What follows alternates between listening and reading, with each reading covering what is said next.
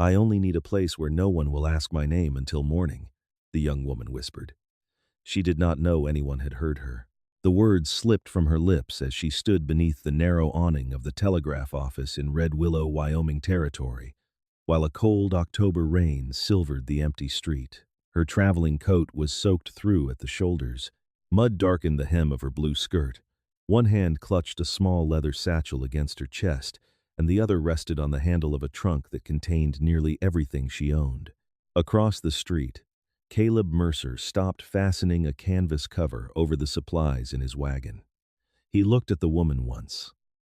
Then he looked toward the north road, where night was already swallowing the open country. Without asking a question, he walked to the hitching rail and untied the second horse from his wagon. 10 minutes earlier, 23-year-old Clara Whitmore had still believed she had a future waiting for her in Red Willow. She had arrived on the afternoon stage with a letter folded inside her glove, written by the superintendent of the local telegraph office. He had offered her steady work because she could send Morse code faster than most operators he knew, and because the frontier towns west of Cheyenne rarely had enough trained hands. Clara had crossed half the country for that promise. Back in Illinois, she had spent 6 years working beside her father in a railway telegraph station. After his death, the company replaced her with a man who had less experience but, as the district manager politely explained, a family to provide for. Clara had wanted to tell him she had been her father's family. She had wanted to ask whether grief counted as hunger. Instead, she sold the small house that still carried the smell of tobacco in her father's study, packed her dresses, her telegraph key, 3 books on bookkeeping, and the silver pocket watch he had left her, and boarded a westbound train. Red Willow was supposed to be the beginning. By sunset, it had become another ending. The telegraph superintendent had died of pneumonia 12 days before her arrival. His replacement had brought his own nephew from Nebraska and had no intention of employing a young woman he had never met. "I'm sorry," he had told Clara, though he did not look particularly sorry. "The position is filled." The boarding house demanded a week's payment in advance. Clara had enough money for 2 nights. The next eastbound passenger coach would not leave for 4 days, and even if it had left that evening, she could not have afforded the fare. So she had stood beneath the awning, listening to rain drum against the roof, and realized that once again the world had made a decision about her, without asking what she could do. That was when she whispered the words Caleb heard. Now he led the spare horse across the street. Clara straightened as he approached. He was perhaps 32, tall and broad through the shoulders, with a dark coat that had seen years of weather and a hat pulled low against the rain. His face was lean, sun-browned, and serious. Nothing about him suggested gentleness at first glance, but neither did anything suggest danger. He stopped several feet away. "Ma'am." Clara tightened her grip on the satchel. "Yes? I heard what you said." Color rose in her face. Caleb noticed the embarrassment and immediately wished he had chosen different words. "I wasn't listening on purpose," he added. "That makes it much better." To his surprise, there was dry humor beneath her exhaustion. He almost smiled. Almost.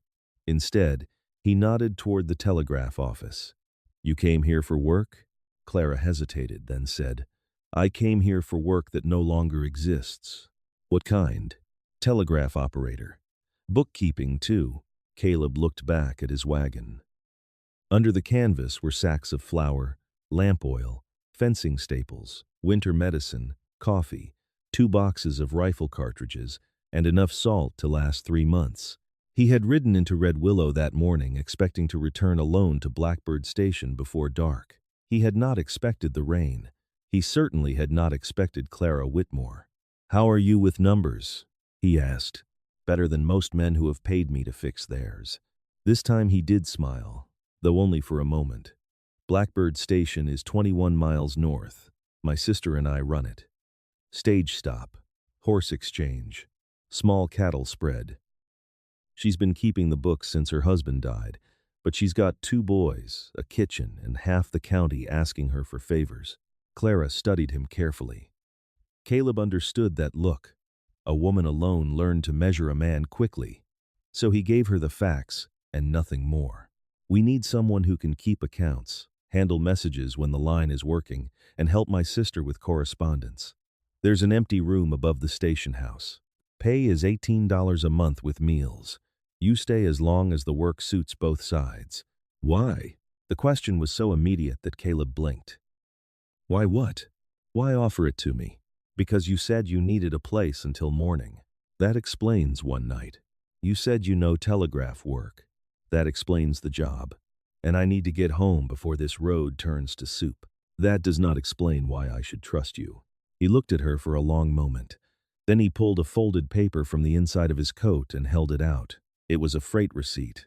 At the bottom was his name. Caleb Mercer. Blackbird Station. He pointed toward the general store. Mr. Pritchard knows me. So does the sheriff. Ask either one. Clara did. The sheriff, after hearing Caleb's name, gave her a tired grin. Mercer? He's more likely to bore you to death than rob you. His sister makes the best biscuits north of Laramie. You'll be safer at Blackbird than you are standing here after dark. When Clara returned, Caleb had tied her trunk behind the wagon beneath the canvas.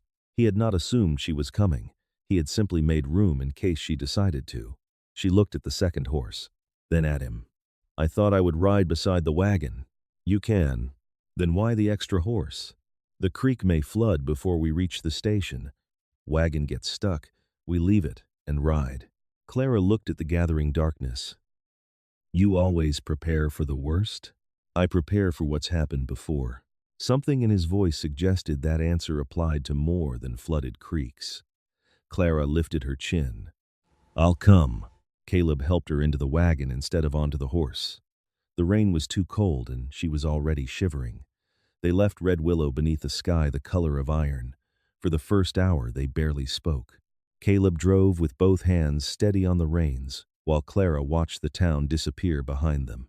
The road climbed gradually through open grassland, then narrowed between low hills covered in sage. The rain softened to mist. Far to the west, the mountains were only darker shadows beneath the clouds. Clara had imagined the west differently. She had imagined sunlight, space, possibility. Instead, it greeted her with mud and an uncertain job offered by a stranger. Yet somewhere beneath her fear was a stubborn sense that she had not reached the end of the road, only a turn she had not expected. They reached Blackbird Station well after nightfall. The station stood where two roads crossed beside a narrow river, a long two-story building made of rough-cut timber with a covered porch across the front. A barn leaned against the darkness behind it, and several fenced pastures stretched toward low hills. Warm light glowed from the windows. Before Caleb could call out, the front door opened. A woman appeared holding a lantern. Caleb Mercer. If that wagon is missing my coffee again, you can sleep in the barn. Then she saw Clara. Her expression changed. Caleb climbed down. Eleanor, this is Miss Clara Whitmore. His sister looked from Clara to the trunk and back to Caleb. What did you do? I hired her. You hired her? Yes. In Red Willow? Yes. During a rainstorm. Caleb removed his hat. I can explain. Eleanor lifted the lantern and studied Clara's face. The young woman was exhausted, pale, wet, and clearly trying very hard not to appear any of those things. Eleanor opened the door wider. You can explain after she eats. That was Clara's introduction to Blackbird Station. The station house was louder than she expected. Eleanor's sons, 10-year-old Samuel and 7-year-old Toby, argued over who had fed the chickens. A stage driver named Mr. Bell was finishing supper before continuing south at dawn. Somewhere behind the kitchen wall, a cat knocked over something metal. Clara stood in the center of that warm confusion and felt for one dangerous second the sting of tears. Not because she was sad, because the room felt alive. Eleanor saw it. She said nothing. She simply handed Clara a towel. Your room is upstairs. You can see it after stew. The stew was hot, rich with beef and onions. Clara ate slowly at first, then faster when hunger overcame manners. Caleb noticed. He also noticed she stopped before taking a second serving, though there was plenty. Eleanor noticed that too. Without asking, she filled Clara's bowl again. "No one leaves my table hungry," she said. Clara lowered her eyes. "Yes, ma'am. Call me Eleanor." That night, Clara slept in a narrow room beneath the sloping roof. The furniture consisted of a bed, a washstand, a chair, and a small desk beneath the window. It was not much. But when she closed the door, she stood for a long time with her hand resting against the wood. A door that closed, a bed that was hers for the night. No boarding house keeper waiting for payment downstairs. No stranger questioning where she belonged. She sat on the edge of the mattress and took her father's pocket watch from her satchel. "Just until I find my footing," she whispered. She did not yet understand that the place beneath her feet was already beginning to change. Clara woke before sunrise. By breakfast, she had discovered the station's account books. By noon, she understood why Eleanor hated them. Receipts had been tucked into envelopes, drawers, even an old flour tin. Stage companies paid monthly, except when they did not. Travelers paid cash for meals and horse changes, though sometimes Caleb accepted livestock, labor, or promises instead. The cattle accounts were kept separately from the station accounts, except when money from one had been used to cover the other. Clara spent 3 hours simply making piles. Eleanor watched from the doorway. "You look angry." "I am." "With us?" "With whoever decided arithmetic was optional." Eleanor laughed so loudly that Samuel came running to see what had happened. By the end of Clara's first week, she had rebuilt the station ledger. By the second, she had found $63 in unpaid freight charges nobody remembered to collect. By the third, she discovered that one of Blackbird's regular suppliers had charged the station twice for lamp oil in August. Caleb stared at the invoice. "You're sure?" Clara turned the book toward him. "Unless the lamps have learned to drink." He looked at her. She looked back. From the kitchen, Eleanor burst out laughing.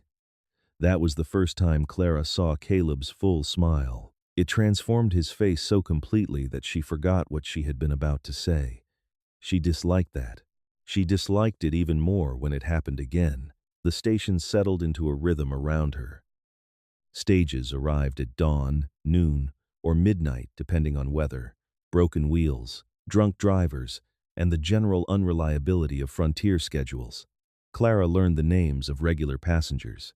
She learned which horses kicked. She learned that Toby hid sugar under his bed. She learned Samuel pretended not to be afraid of thunderstorms. She learned Eleanor sang while kneading bread but stopped whenever she realized anyone was listening. And she learned Caleb carried silence around him the way other men carried a rifle. He was never rude, never impatient, but there was a locked room inside him no one entered. One evening, after a late stage had departed, Clara found him repairing a telegraph line behind the station. The wire had gone dead during the storm.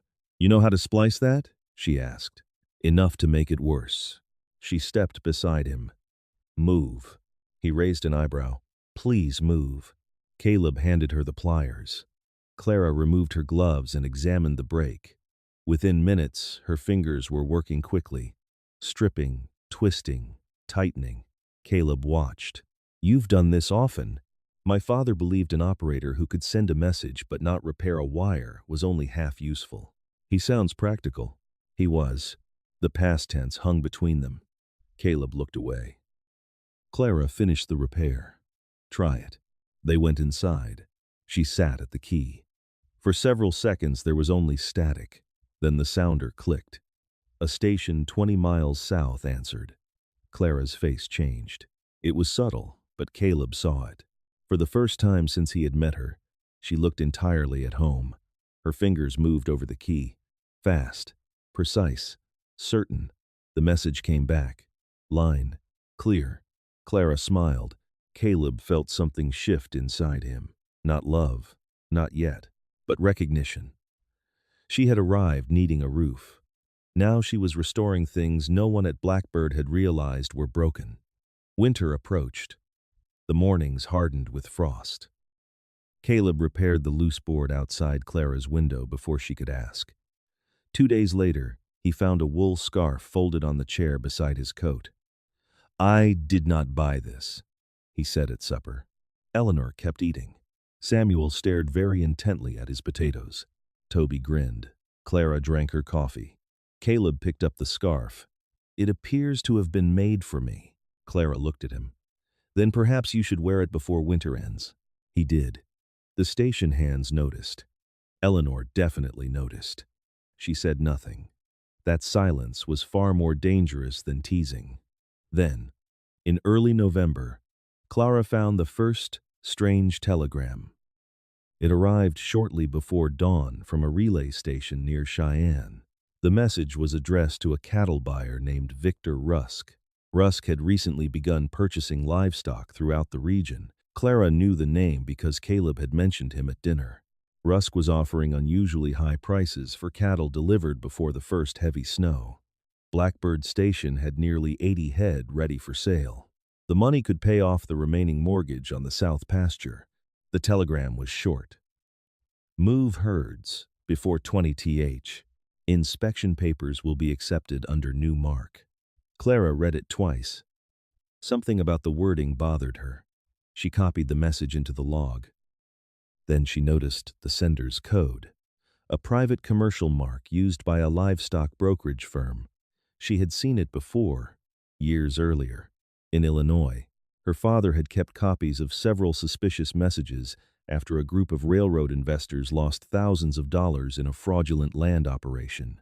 Clara stared at the code, a small triangle followed by the letters VR. Her hand went cold. Behind her, the station door opened. Caleb came in carrying firewood. He saw her face. What happened? Clara folded the telegram. Nothing. He set the wood down. That is not the face you make for nothing, she almost told him, then stopped. She had known Caleb less than 2 months. Victor Rusk's offer could free Blackbird from debt. If she was wrong, she could cost the family more money than they could afford. I need to check something. Clara, please. He studied her, then nodded. All right. But from that morning, a new tension entered Blackbird Station. Clara searched old newspaper bundles kept in a storage chest. She examined freight records. She telegraphed 2 stations under the excuse of checking livestock routes. 3 days later, Victor Rusk arrived. He rode a gray horse and wore a black coat too fine for the muddy road. He was handsome in the polished way of men who practiced expressions before mirrors. Eleanor disliked him immediately. Caleb did not. Caleb judged men by whether they kept appointments and honored prices. Rusk had done both. He sat at the station table and spread a purchase agreement before Caleb. I'll take all 78 head, he said. Cash draft upon delivery. Caleb whistled softly at the figure. It was more than expected. Enough to clear the mortgage, enough to repair the barn roof, enough to buy seed and equipment in spring. Clara stood behind the counter, sorting mail. Rusk looked at her once. Then again, his smile paused. Have we met? No, it was true. But Clara knew his name, and now she knew the face attached to it. Rusk looked away. Caleb read the contract. Clara watched his expression. Hope. She had rarely seen hope on his face so openly. That made what she had to do harder. When Rusk left to inspect the cattle, Clara closed the station door. Don't sign it. Caleb turned. What? Don't sell him the herd. The hope vanished. Why? I believe he's running a brand-switching scheme. Caleb stared at her. Eleanor stopped kneading dough. Clara continued. He purchases legitimate cattle at high prices. Before delivery, the cattle are rebranded under a temporary inspection mark. Then they're mixed with stolen stock and driven across the territorial line. If inspectors find the stolen cattle, the paperwork points back to the original sellers. Caleb's expression hardened. That's a serious accusation.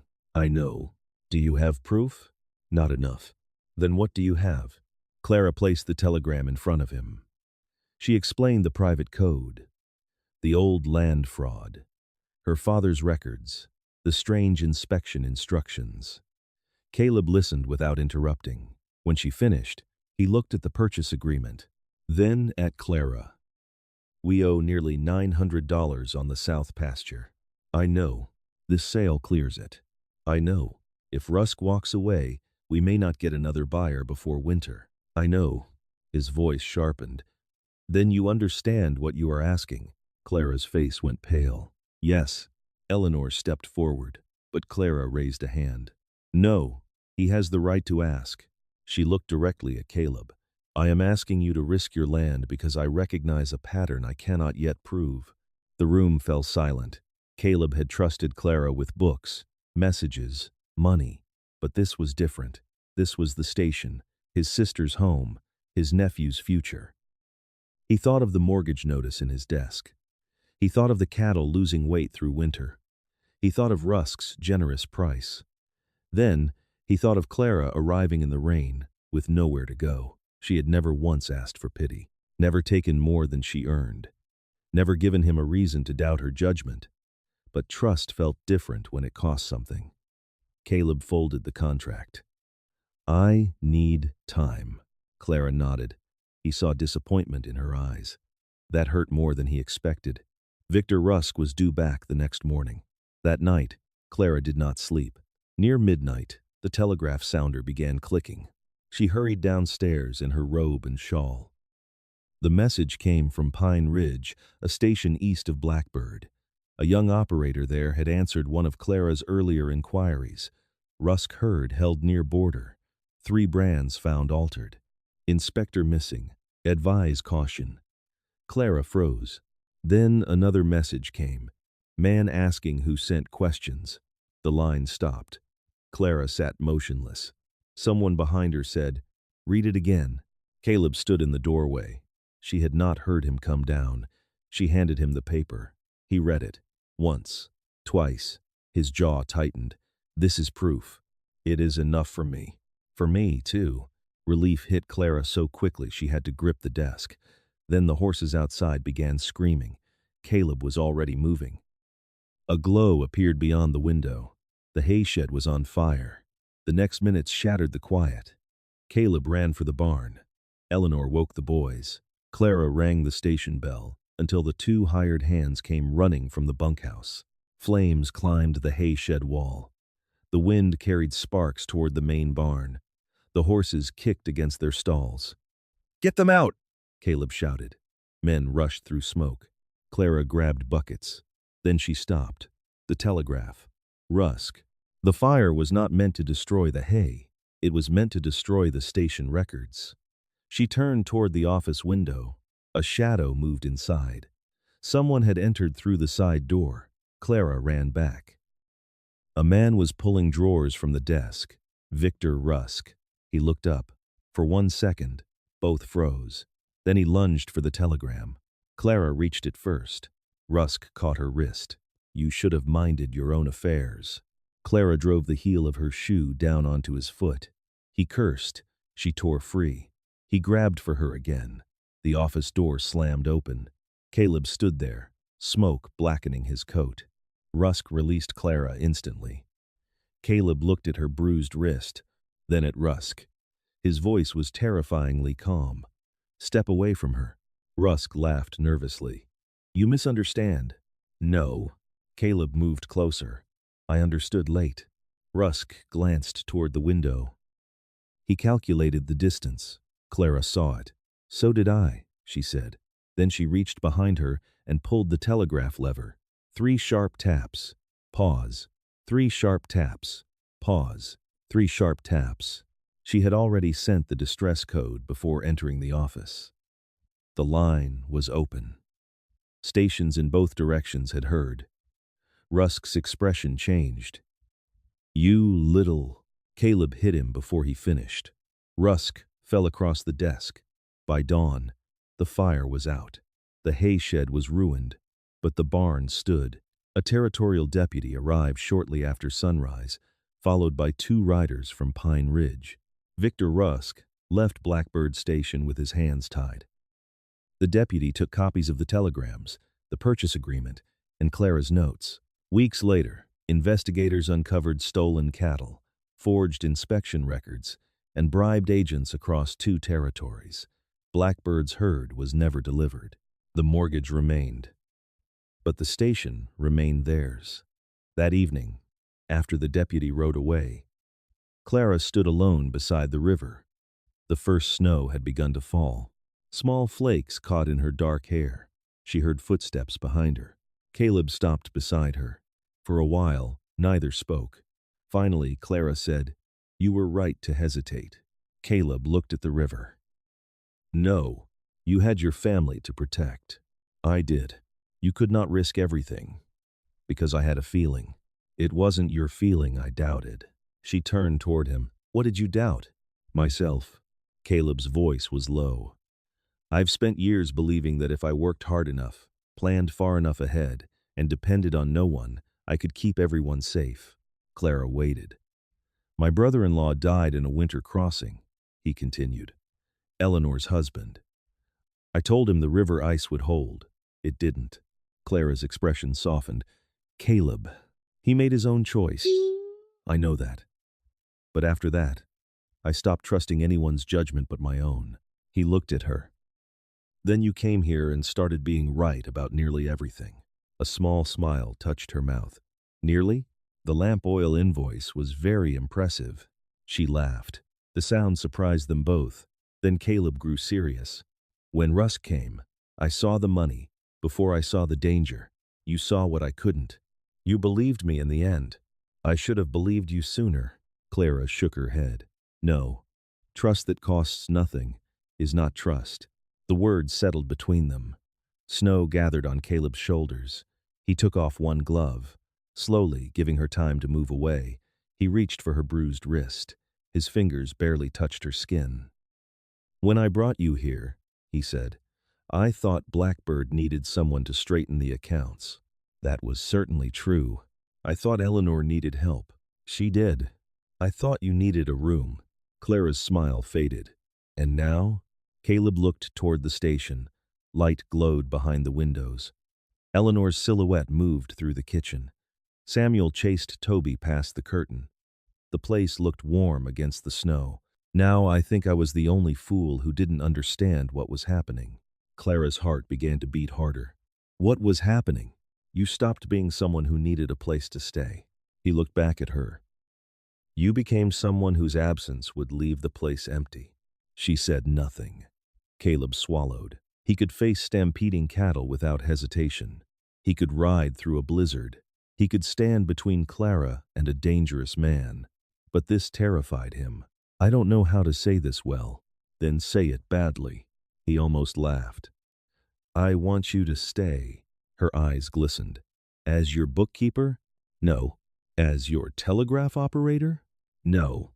"Then you may need to be more specific, Mr. Mercer." He stepped closer. "As the woman I hope will build the rest of this life with me." Clara looked at him for a long moment. Then she said, very softly, "That is considerably more specific. Is it specific enough?" She smiled. "Yes." He kissed her beneath the falling snow. Not dramatically. Not like a man claiming something he had won. He kissed her carefully, as though he understood that love was not a rescue, and belonging was not a gift one person could simply hand to another. It was something built, something chosen, something trusted into existence. They did not marry 3 weeks later. Clara refused. Eleanor agreed with her. Caleb found himself outnumbered. They waited until spring. By then, the stolen cattle investigation had led to several arrests, and a legitimate cattle cooperative offered Blackbird a fair contract. The South Pasture mortgage was reduced, though not erased. Clara did not care. For the first time in her life, she no longer measured security only by money. She and Caleb married beneath the cottonwoods beside the river. Eleanor cried. Samuel denied crying. Toby openly cried enough for both of them. But that was not where their story truly ended. The following autumn, almost exactly 1 year after Clara arrived in Red Willow, another storm rolled across Wyoming. Rain struck the station windows. Wind rattled the porch boards. Clara was closing the telegraph office when she saw a figure standing beneath the roof outside. A girl, perhaps 19, alone. Beside her sat one small bag. Clara opened the door. The girl turned, startled. "I'm sorry," she said quickly. "I was only waiting for the rain to ease." Clara looked at the road. It would not ease soon. "Where are you headed?" The girl's face tightened. "I don't know." Behind Clara, Caleb entered carrying firewood. He looked from his wife to the stranger. Clara saw the question in his eyes. She remembered Red Willow, the cold rain, the weight of her trunk, the terrible humiliation of having nowhere in the world expecting her. Then she looked toward the kitchen. Eleanor had already placed another bowl on the table. Caleb followed Clara's gaze. Without a word, he set down the firewood and pulled an extra chair from the wall. Clara stepped aside and opened the door wider. The young stranger looked uncertain. "I can't pay you tonight." Clara smiled. "Then, tonight isn't about payment." The girl hesitated. Clara held out her hand. "Come inside, sister. You can decide where you're going after breakfast." Behind her, the station glowed with lamplight. The telegraph clicked steadily. Someone laughed in the kitchen. Outside, the storm covered the road Clara had once traveled alone. Inside, there was room for one more. Sometimes a new life begins with something as simple as making room for one more person. Clara found safety because someone offered opportunity instead of pity, and she later passed that kindness forward. In hard seasons, we may not be able to solve everything for someone, but we can offer respect, patience, and a place to breathe, and sometimes that is enough to help hope return. A small note for you. This story was created and fictionalized by AI for your entertainment, while also sharing a positive life lesson about kindness, trust, and second chances.